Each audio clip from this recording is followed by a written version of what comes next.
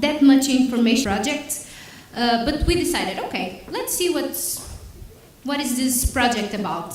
So we talked with Natalia and we learned that this project was connecting people, children from disadvantaged backgrounds, isolated countries, with other children. I think Natalia will be the best person to talk more about it. So Natalia, the floor is yours.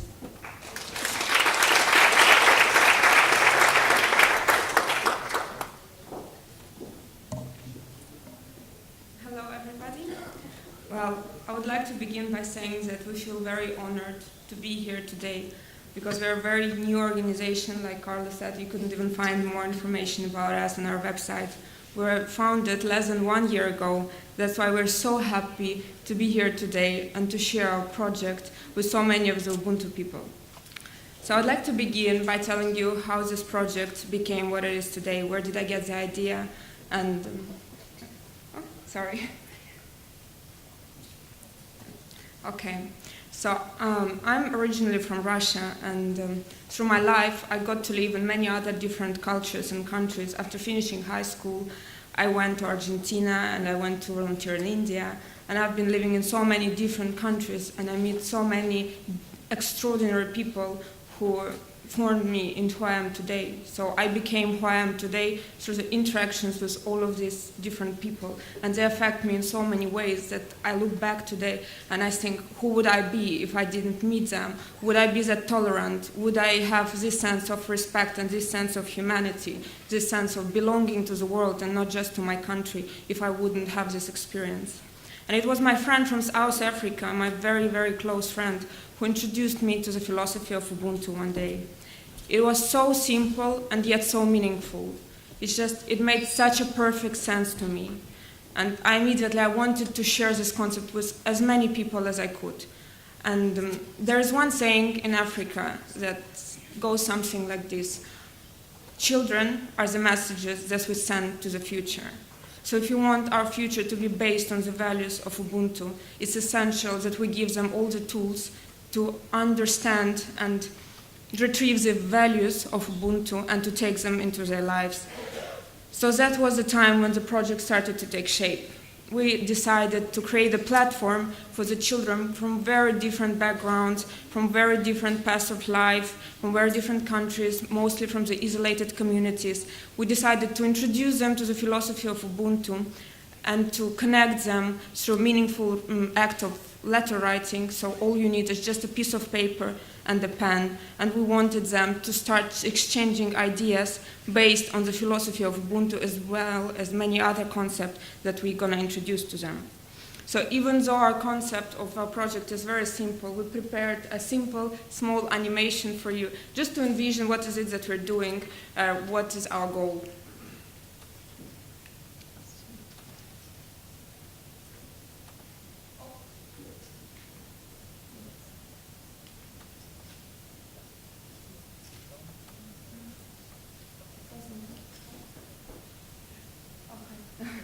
Thank you. Somewhere in Kenya.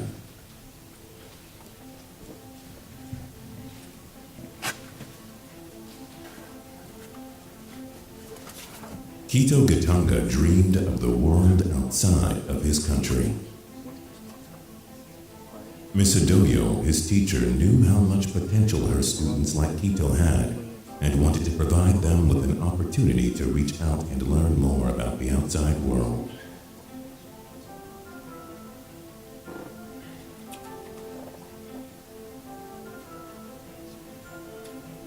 Miss Adoyo discovered the Ubuntu Mail Project. Through writing letters and exchanging art, the Ubuntu Mail Project would allow her students to practice their English, gain ground in critical thinking, and advance their understanding of different cultures and the problems those cultures face, all while cultivating friendships with other children around the world. Miss Adoyo applied to the project online. A few weeks later, Miss Adoyo received her first package from the Ubuntu Mail Project.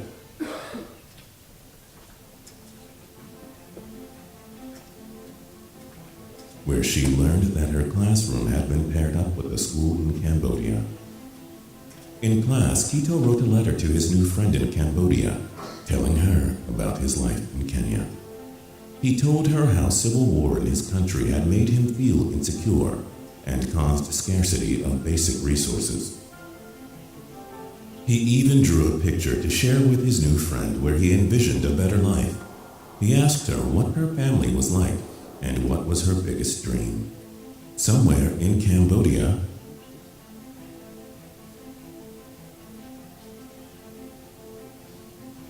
Quito's new friend, a girl named Nari, received his letter in school and responded. She told him how she could relate to his fears and sorrows, and how the wars of the past had affected the well-being of her community in the present. She drew a picture too, showing a world where everyone everywhere lived in peace. She wrote him back and answered all of his questions about her family and Cambodia.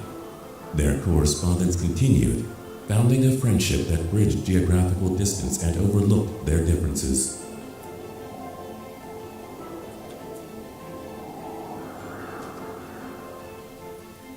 A few months later,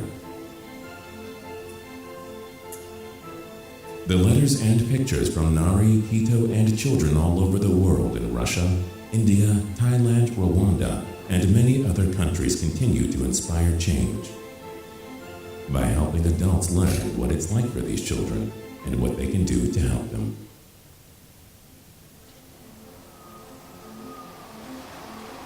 Now, Miss Adoyo's classroom never looked better.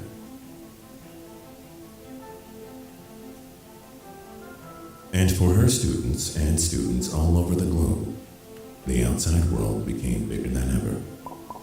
Ubuntu Mail. Inspire, connect, empower. So,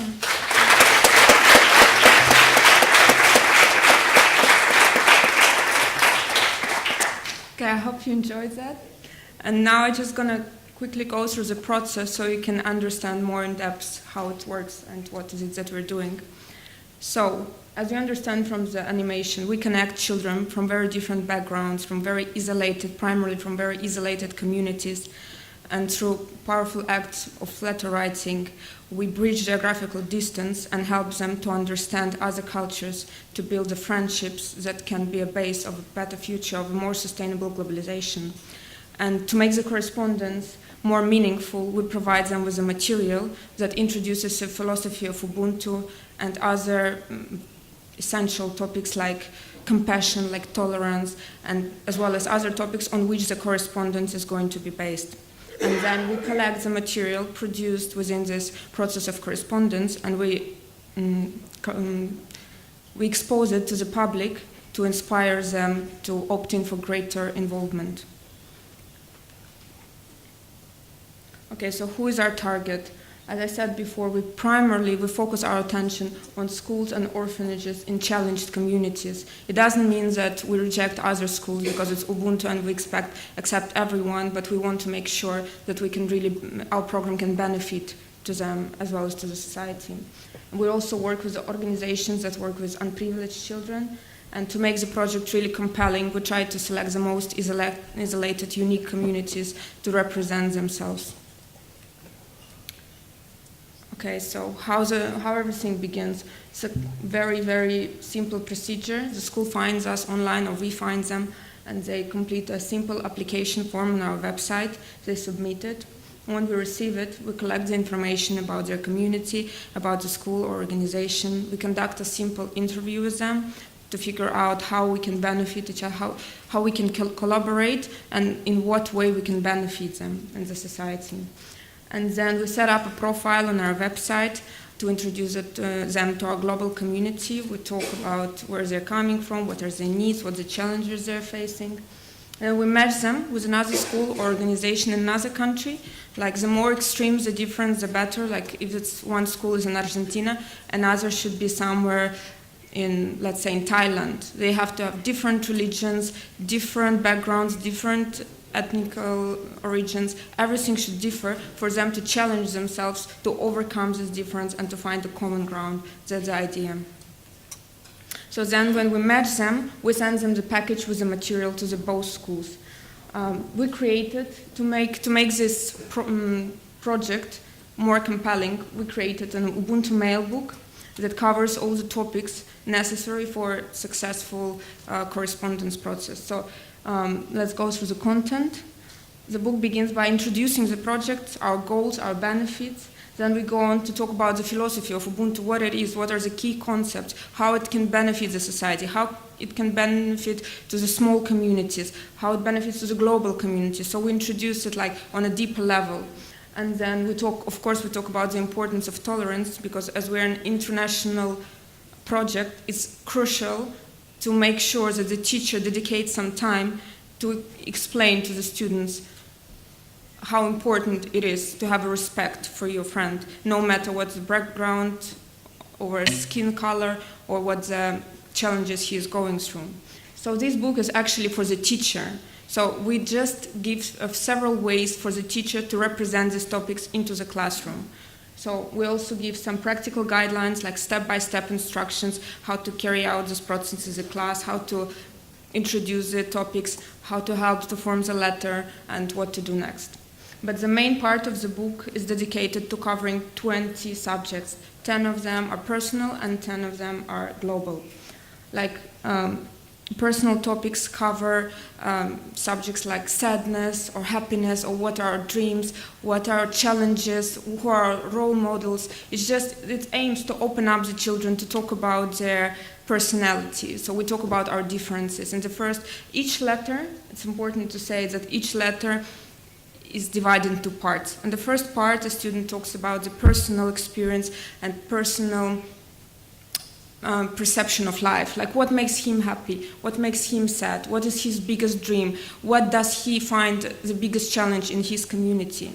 And on the second part, students talk about one of the global topics that we provide, which is something that touches all of us, no matter where we live or what color is our skin. It's poverty, it's war and conflict, it's wildlife conservation, it's pollution, it's globalization. It's like really difficult subjects. Like, of course, we provide the several ways of introducing into the classroom, so even the smallest kids can get involved. After each topic, we provide a vocabulary for the students to get a better feeling of the subject and to be able to form their own opinion in the letter.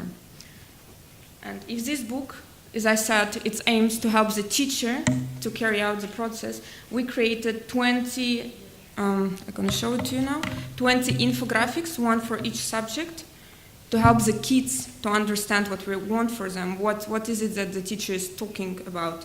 So for example, if the personal topic is Ubuntu, because we also included it in the personal topics, it's aimed, we provide them with a few stories illustrating the concept of Ubuntu, and we want them to form their own understanding on the philosophy. We don't push it on them, we want them to process the information and to come up with their own feeling and understanding of what it is, Ubuntu.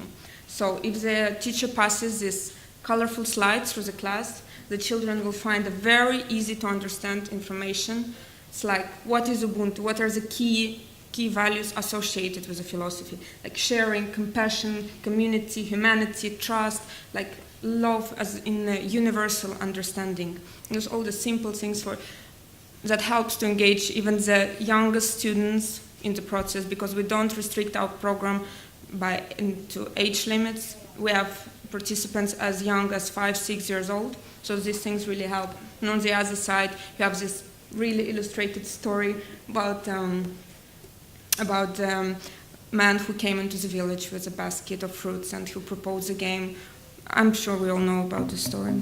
And that's an example of the global topics, which is education. And so on the other side, we talk, okay, what is education? Why is it important on a personal and a global level? Also very, very illustrated, very interactive way to present this information to kids. And then we talk, what is the challenge that the world is facing? We're very lucky to have access to education. You're very lucky to be today in the classroom and participate in these activities, because the majority of the kids in the world, they just don't have it. And we didn't stop then, to make this process really simple so everybody can participate. We created a book of letter templates. So you see there are for 3 different English level groups for beginning, intermediate, and advanced. So of course we don't expect our youngest participants who are 5, 6 years old to be able to talk about globalization even in their own language. So instead we provide them with blank space and we say, okay, draw something that you associate with your country, or draw your national flag, or just express yourself with drawings, which we found out it doesn't only work well with our younger students, but also with students who have autism, who have troubles to expressing themselves with writing or with speaking. So now I'm going to invite my partner here, and he'll go on and talk about our key values and a little bit more about correspondence process. This is Armin. Thank you. Thank you, Natalia. So now let's get back to the main process itself. And take a look at how students conduct the correspondence. As Natalia explained to us at the example of the book and the templates, we provide a structured framework that includes covering 2 topics in each round of communication to make the correspondence meaningful. The first part of the letter is dedicated to discussing a personal topic. In the second part, students express their opinion on one of the global topics. Our program covers 10 rounds of communication on which children discuss 20 topics in total. But the program is not restricted to letter writing. Sometimes we give a task that involves drawings or creating artworks. Students are always welcome to communicate outside the framework, but it should come along or as an addition to covering the 2 main topics. Every time the student submits their letters to the teacher, he or she makes a digital copy and sends it to us via email. The ultimate goal of our project is to use all the material created in the frame of work or in the frame of correspondence to expose the hopes, dreams, challenges of the children and inspire people to opt in for greater involvement. We will use collected material in fundraising campaigns for the benefits of the participating schools and orphanages. Our mission. The mission we pursue is to provide children with an experience that will inspire them to become ambassadors to the whole world. We want to encourage them to grow into people for whom acts of generosity and the spirit of sharing, which we understand as Ubuntu, is a way of life. Reaching across cultural differences and learning from these makes the real difference.